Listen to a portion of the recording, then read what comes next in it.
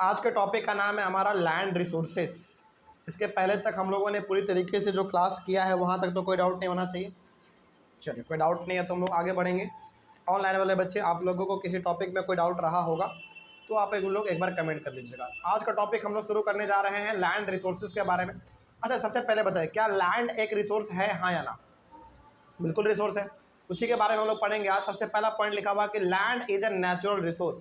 Land resource है, लेकिन कैसा रिसोर्स? नेचुरल रिसोर्स, यानी कि ये बिल्कुल नेचर के द्वारा दिया गया है, ये हम लोग क्रिएट नहीं करते हैं, ये अपने आप ऑटोमेटिकली हम लोगों को मिला हुआ है, यानी कि फ्री गिफ्ट है नेचर के द्वारा। आगे, land supports natural vegetation, wild life, human life, economic activities, transport and communication systems. यानी कि लैंड हम लोगों को अलग अलग प्रकार से बेनिफिट पहुंचाता है। जैसे नेचुरल वेजिटेशन का मतलब यहाँ पे पेड़ पौधे आप देखते हैं, सबका सब लैंड पे ही है। वाइल्ड लाइफ, जानवर हमारे सारे के सारे लैंड पे ही हैं। हम ह्यूमन लाइफ, यानी कि हम लोग ह्यूमन बींग्स भी लैंड पे ही हैं। जितने भी हम लोग इकोनॉमिक एक्टिविटी करते हैं, यानी कि दुकान चलाना, शॉपिंग मॉल, रेलवे, प्लेटफॉर्म, जो भी है, मतलब सब तो लैंड पे ही है। ट्रांसपोर्ट हो गया, कम्युनिकेशन सिस्टम हो गया, सबका सब तो हमारे लैंड के ऊपर ही है। यानी कि लैंड हम लोगों को बहुत अलग अलग प्रकार से बेनिफिट पहुंचाता है। It is important to use the available land with careful planning. अच्छा, एक बात बताइए, क्या लैंड जो हमारे पास है वो लैंड हम लोग घटा सकते हैं या फिर बढ़ा सकते हैं? नहीं, जो लैंड है वो तो फिक्स है ना। तो उसी फिक्स्ड लैंड को हम लोगों को बहुत ही केयरफुल तरीके से इस्तेमाल करना पड़ेगा, क्योंकि लैंड लिमिटेड है ना, इसको बर्बाद नहीं कर सकते। India has about 43% of land is plain which provides facilities for agriculture and industry. India के पास टोटल लैंड का 43% लैंड जो है ना वो बिल्कुल प्लेन लैंड है। प्लेन लैंड का मतलब क्या हो गया? बिल्कुल प्लेन, एकदम बिल्कुल पूरा एकदम फ्लैट, बिल्कुल दूर दूर तक फैला हुआ। जैसे आप पार्क में देखते हो ना, लैंड हमारा पूरा फ्लैट रहता है, बिल्कुल फैला हुआ। उसी प्रकार से हमारे पूरे इंडिया के पास टोटल लैंड का 43% लैंड जो है ना वो प्लान लैंड है, बिल्कुल समतल है, मतलब पूरा प्लान है, फ्लैट है, जिसके ऊपर आसानी से एग्रीकल्चर और इंडस्ट्री किया जा सकता है, यानी कि खेती बाड़ी उसके ऊपर किया जा सकता है और उसके ऊपर इंडस्ट्री भी लगाया जा सकता है। उसके बाद about 30% is mountains which provides water, tourism etcetera. और पूरे इंडिया में पूरे लैंड का 30% इंडिया के पास जो है ना वो माउंटेन है। और माउंटेन क्या करता है? बेसिकली वाटर प्रोवाइड करता है और टूरिज्म को बढ़ाता है, यानी कि वहाँ पे आप घूमने जा सकते हैं। जैसे जम्मू कश्मीर, हम जम्मू कश्मीर तक गए हुए हैं, तो जम्मू कश्मीर में बेसिकली आप जब एंटर करेंगे ना जम्मू कश्मीर में, तो वहाँ पे पूरा का पूरा पहाड़ी इलाका ही है ना। तो जम्मू कश्मीर पूरा का पूरा पहाड़ी इलाका है, तो वहाँ पे आपको पानी का कमी बिल्कुल भी नहीं होगा। और टूरिज़्म तो बेसिकली वहाँ पे बहुत ज़्यादा है, बहुत बड़े दूर दूर से लोग वहाँ पे घूमने फिरने के लिए आते हैं। तो इंडिया में टोटल लैंड का 30% लैंड जो है ना वो माउंटेन है, जो कि हम लोगों को वाटर और टूरिज़्म प्रोवाइड करता है, ठीक है। और 43% क्या था? फ्लैट लैंड था, बिल्कुल प्लेन लैंड था, जो कि हम लोगों को एग्रीकल्चर और इंडस्ट्री प्रोवाइड करता है। आगे 27% is plateau which provides minerals, fossil fuels and forest. 27% plateau है, यानी कि पठार है, इसके अंदर हमारा जंगल भी आ जाता है, इसी के अंदर छोटे मोटे मिनरल्स वाले पहाड़ भी, जैसे आप देखते होंगे कि बहुत बड़े बड़े चट्टान है, पहाड़ है उस प्रकार के, वो भी इसी के अंदर हमारा आ जाता है। प्लेट्यू मतलब सिंपली पठार, ठीक है। जैसे आप देखते हैं ना जंगलों के बीच बीच में कहीं कहीं पे पहाड़ हो जाता है, छोटा मोटा पहाड़, बड़ा वाला नहीं, उसी छोटे मोटे पहाड़ को हम लोग बेसिकली प्लेट्यू कह सकते हैं, जो कि हम लोगों को मिनरल्स प्रोवाइड करता है, फॉसिल फ्यूल्स प्रोवाइड करता है, फॉरेस्ट भी हमारा उसी के अंदर पाया जाता है। तो ये लैंड रिसोर्स का एक तरीके से एस्टिमेशन हो गया कि कौन सा लैंड कितना हमारे इंडिया के पास है। अब है हमारा टॉपिक लैंड यूटिलाइजेशन, यानी कि इंडिया में लैंड का यूटिलाइजेशन, इस्तेमाल किस प्रकार से किया जाता है। सबसे पहला है land is utilised for the following purposes. India में लैंड का इस्तेमाल अलग अलग चीज़ों के लिए किया जाता है। जैसे सबसे पहला हमारा है फॉरेस्ट, यानी कि इंडिया में लैंड का इस्तेमाल हालांकि इस्तेमाल तो बहुत अलग अलग चीज़ों के लिए है, लेकिन जंगलों का भी हम लोग इस्तेमाल लैंड पे कर लेते हैं। उसके बाद दूसरा है हमारा है land not available for cultivation. इसमें आपको पढ़ने की ज़रूरत है, देखिए पूछा जाएगा इसमें, land not available for cultivation, यानी कि वैसे ज़मीन जो कि खेती के लायक नहीं है, वो हमारे कौन कौन से ज़मीन हो सकते हैं, समझेगा ध्यान से। यहाँ पे टॉपिक है land not available for cultivation, यानी कि वैसे ज़मीन जो कि खेती के लिए इस्तेमाल नहीं किया जा सकता है। वैसे ज़मीन हमारे है बैरन लैंड, यानी कि बिल्कुल बंजर ज़मीन। बैरन लैंड का मतलब क्या होता है? बिल्कुल बंजर, जिसके ऊपर खेती नहीं किया जा सकता। वेस्ट लैंड का मतलब क्या हो गया? जो कि बर्बाद ज़मीन है। जैसे सपोज मान लीजिए कि बहुत दूर दूर तक ना पूरा कंकल पत्थर वाला एरिया है, क्या उसके ऊपर आप खेती कर पाएंगे? नहीं कर पाएंगे। एक तरीके से वो हमारा क्या हो गया, वेस्ट लैंड हो गया, उसके ऊपर आप खेती नहीं कर सकते। उसी प्रकार से हमारा हो गया land put to non agricultural uses. Non agricultural uses का मतलब क्या है, जिसके ऊपर आपने घर बना लिया, बिल्डिंग बना लिया, apartment, shopping mall, airport, railway station, क्या उसके ऊपर आप खेती कर सकते हैं? नहीं कर सकते हैं। तो ये कुछ ऐसे ज़मीन है, जगह है, एरिया है, जिसके ऊपर आप खेती नहीं कर सकते। For example building, roads, factories, इन सभी के ऊपर आप खेती नहीं कर सकते हैं, है ना।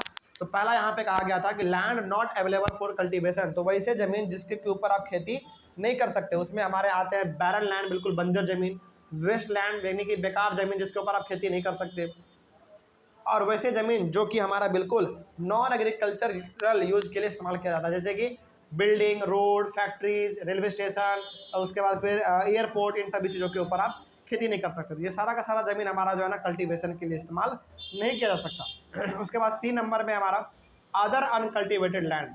सी नंबर में है हमारा अदर अनकल्टिवेटेड लैंड, यानी कि और भी हमारे पास ऐसे कुछ ज़मीन हैं जिसके ऊपर आप खेती नहीं कर सकते, जैसे permanent pasture land. Permanent pasture land का मतलब यहाँ पे ये है, आपने ना कभी गांव में इस चीज़ को गौर किया होगा, गांव के लोग जब एक ही जगह पर लगातार अपने गाय, बैल, भैंस, बकरी इन सबको चराते हैं, तो वहाँ पे आप देखेंगे कि वो ज़मीन जो ना पूरी तरीके से बंजर बन जाता है, वहाँ का घास पूरा का पूरा खत्म हो जाता है, मर जाता है। तो वो हमारा हो गया परमानेंट पैस्चर लैंड, यानी कि लगातार वहाँ पे गाय, बैल, भैंस, बकरी को चराने की वजह से वहाँ का ज़मीन ही खराब हो गया।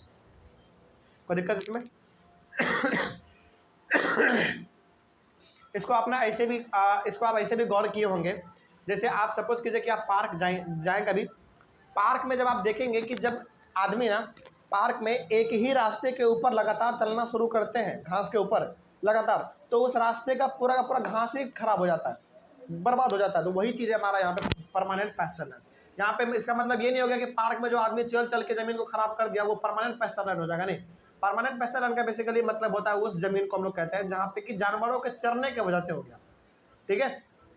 आगे ग्रेजिंग लैंड। ग्रेजिंग लैंड का मतलब फिर से वही हो सकता है हमारा, जहाँ पे कि लगातार आपने गाय, भैंस, बकरी सबको चराया आपने लगातार, और वो ज़मीन हमारा खराब हो गया, ठीक है। आगे उसके बाद हमारा इसी के अंदर आता है land under miscellaneous tree crops groups. और ऐसे भी बहुत सारे ज़मीन होते हैं जिसके ऊपर बहुत ही बड़े बड़े ट्री लगे होते हैं, बड़े बड़े प्लांट लगे होते हैं, जिसका कि हम लोग बेसिकली खेती के लिए इस्तेमाल नहीं कर सकते। जैसे मान लीजिए आपने इस चीज़ को कभी गांव में गौर किया होगा कि कोई ज़मीन ऐसा होता है, उस ज़मीन पे पूरा का पूरा आपको पेड़ पौधे ही देखने को मिलेंगे, बड़े बड़े पेड़। क्या उस बड़े बड़े पेड़ के बीच में आप किसी प्रकार का खेती कर सकते हैं? नहीं कर सकते हैं, यानी कि वो भी हमारा जो है ना अनकल्टिवेटेड लैंड है, उसके ऊपर केवल बड़े बड़े आपको ट्री देखने को मिलते हैं, है ना। आगे उसके बाद कल्चरेबल लैंड क्या है, इसके बारे में देखिए। Land left without cultivation for more than 5 agricultural year. देखिए जब आप लगातार किसी ज़मीन को 5 साल तक के लिए छोड़ देंगे, यानी कि कोई ज़मीन है जिसके ऊपर खेती पहले किया जाता था, लेकिन उस ज़मीन के ऊपर आप लगातार 5 साल से खेती किए ही नहीं है, तो जब आप लगातार 5 साल से खेती किए ही नहीं है तो वो ज़मीन अपने आप जो है ना एक तरीके से बंजर बन जाता है। मतलब कि समझिएगा ध्यान से यहाँ पे, कल्चरेबल लैंड का मतलब क्या हो गया? कल्चरेबल लैंड का मतलब हो गया वो ज़मीन जिसके ऊपर आपने लगातार 5 साल से कोई खेती नहीं किया, तो वो ज़मीन भी हमारा किस में आ जाएगा? अनकल्टिवेटेड में आ जाएगा, मतलब कि उसके ऊपर आप खेती किए ही नहीं है। तो अनकल्टिवेटेड लैंड में हमारे ये सारे के सारे लैंड हो सकते हैं, कोई दिक्कत इसमें? चलिए आगे बढ़ते हैं। फिर उसके बाद है हमारा यहाँ पे फैलो लैंड। फैलो लैंड क्या होता है? देखिए फैलो लैंड में आपको 2 प्रकार के लैंड पढ़ने हैं। पहला है हमारा करंट फैलो लैंड और दूसरा है other than current fallow land. इसमें भी पढ़ते हैं क्या लिखा हुआ, पहले पढ़ेंगे करंट फैलो लैंड। इसमें है land left without cultivation for 1 और लेस देन 1 एग्रीकल्चरल ईयर, यानी कि जिस ज़मीन को आप लगभग 1 साल के लिए या फिर 1 साल से कम समय के लिए छोड़ देते हैं, उसके ऊपर आप खेती नहीं करते हैं, तो वो हमारा ज़मीन कहला जाता है current fallow land. Current fallow land का मतलब फिर से एक बार समझ लीजिए एक लाइन में, उस ज़मीन को जिस ज़मीन के ऊपर आप पहले खेती करते थे, यदि उस ज़मीन पे आपने 1 साल या फिर 1 साल से कम समय में खेती नहीं किया है, तो उस ज़मीन को हम लोग करंट फैलो लैंड कह देते हैं।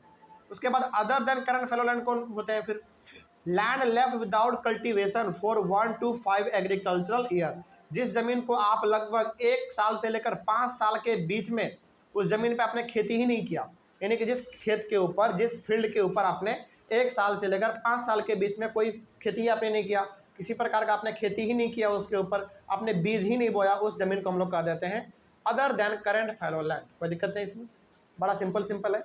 आगे उसके बाद है हमारा net sown area. Net sown area क्या होता है देखिए, net sown area are the area which are sown more than once in an agricultural year, यानी कि जिस एरिया के ऊपर आप लगभग एक साल में एक से ज़्यादा बार खेती कर देते हैं, उसी को हम लोग कहते हैं नेट सोन एरिया। फिर से एक बार समझिए, net sown area are the area which are sown more than once in an agricultural year, यानी कि जिस ज़मीन के ऊपर आप एक साल में एक से ज़्यादा बार खेती कर लेते हैं। जैसे होता है ना कि कोई फसल मात्र 3 महीने में पक जाता है, कोई फसल 4 महीने में पक जाता है, कोई फसल 2 महीने में ही पक जाता है, यानी कि एक ज़मीन के ऊपर आप जब 2-3 प्रकार की खेती कर लेते हैं, उसी ज़मीन को हम लोग कह देते हैं नेट सोन एरिया। ठीक है, आगे net sown area is also known as gross cropped area. इसी नेट सोन एरिया को हम लोग कभी कभी प्यार से ग्रॉस क्रॉप्ड एरिया भी कह देते हैं। ठीक है, तो आपसे पूछा जा सकता है कि net sown area is also known as dash, क्या भरेंगे वहाँ पे, ग्रॉस क्रॉप्ड एरिया। ठीक है, तो ये हो गया हमारा लैंड यूटिलाइजेशन। उसके बाद हम लोग अपने अगले वाले क्लास में पढ़ेंगे land use pattern in India. ठीक है, चलिए मिलते हैं अगले वाले क्लास में। Thank you very much.